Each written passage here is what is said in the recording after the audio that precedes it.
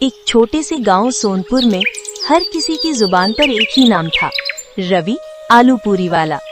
रवि कोई बड़ा व्यापारी नहीं था, बस रोज सुबह तड़के उठकर गर्मा गर्म आलू की सब्जी और फूली हुई पूड़ी बनाता था।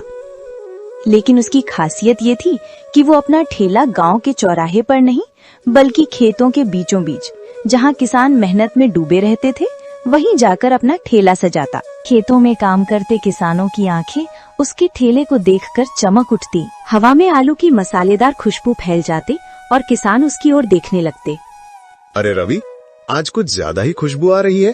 लगता है मसाले में जादू डाल दिया है क्या?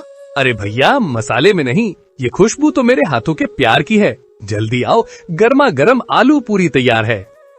दोपहर तक किसान खेत की बेंच पर बैठ जाते और रवि 30 रुपए में थाली परोसता। 2 बड़ी पूरियां और आलू की सब्जी।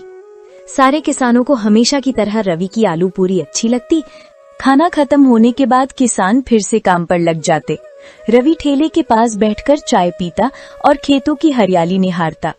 उसके लिए ये ठेला सिर्फ रोजगार नहीं बल्कि किसानों की मेहनत में खुशी का स्वाद घोलने का जरिया था। अगली सुबह रवि लेट सोकर उठा। उसने जल्दी से आलू पूरी बनाई।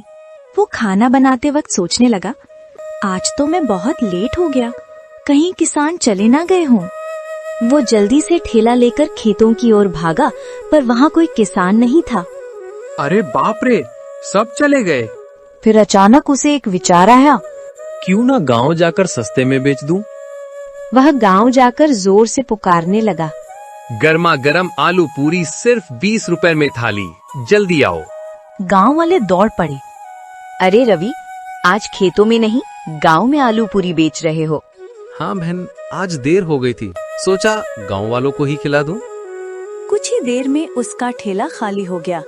रवि ने राहत की सांस ली। घर वापस आकर वह सोचने लगा, अगर मैं गांव में ही रोज ठेला लगाऊं तो ज्यादा लोग आएंगे। खेतों में तो सिर्फ किसान हैं। सुबह उसने गांव की चौपाल के पास ठेला लगाया, लेकिन उस दिन बस एक आदमी उसकी आलू पूरी खाने आया।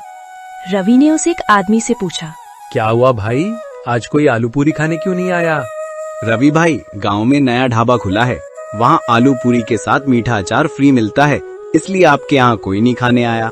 रवि का चेहरा उतर गया। अरे यार, अब तो मेरा धंधा गया। वह ठेला लेकर वापस खेतों की ओर चला गया, पर अब किसान भी वहाँ नहीं थे। एक किसान ने बताया, रवि, जब तू 2 दिन नहीं आया तो यहाँ की ही रामू ने आलू पूरी बेचनी शुरू कर दी। वो सिर्फ 20 रुपए में देता है और साथ में रायता और प्याज फ्री। मतलब मेरी जगह कोई और ले चुका है? घर लौटकर वह देर तक सोचता रहा। अगर वो 20 रुपए में बेच सकता है तो मैं 10 रुपए में बेचूंगा। उसने तय किया कि खर्च कम करेगा, सस्ते आलू और मसाले लाएगा। सुबह वो बाजार गया, सस्ते आलू और मसाले खरीद लाया। उसके मन में हल्की घबराहट थी, पता नहीं स्वाद वैसा रहेगा या नहीं। 2 घंटे बाद सब्जी तैयार हुई। उसने चखा, वाह, स्वाद तो पहले जैसा ही है। अब तो मेरा ठेला फिर चमकेगा। वह खेतों में जाकर आवाज लगाने लगा, 10 रुपए में स्वादिष्ट आलू पूरी, एक बार खाओ बार बार आओ। किसान दौड़ पड़े। अरे रवि, 10 रुपए में इतना सस्ता कैसे? भाई, स्वाद वही, दाम आधे। सबने खाया और तारीफों की बारिश कर दी। रवि के चेहरे पर गर्व की मुस्कान थी। लेकिन अगले दिन सुबह उसके घर के बाहर शोर मचा। 4-5 गुस्से में भरे किसान खड़े थे। रवि, तेरी सस्ती पूरी खाकर हम बीमार पड़ गए। तूने सस्ते मसाले और घटिया तेल डाला। रवि घबरा गया। नहीं भाइयों, मैंने ऐसा कुछ नहीं किया। पर किसानों ने कहा, हमने उसी दिन सिर्फ तेरी पूरी खाई थी। रवि चुप हो गया।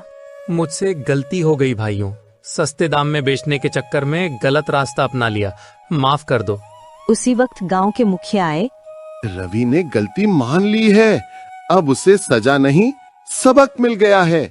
रवि, अब तू गांव में आलू पूरी नहीं बेचेगा, मेहनत से कोई और काम कर। ठीक है मुखिया जी, मैं अब खेतों में ही मेहनत करूंगा। अगले दिन से रवि ने खुद खेतों में काम शुरू किया। धीरे धीरे वो खेती सीख गया। किसानों ने भी उसे अपना लिया। अब उसका जीवन सादा था, पर मन में सुकून था। वो मन ही मन मुस्कुराया और बोला, अब लालच नहीं, मेहनत ही मेरी पहचान है।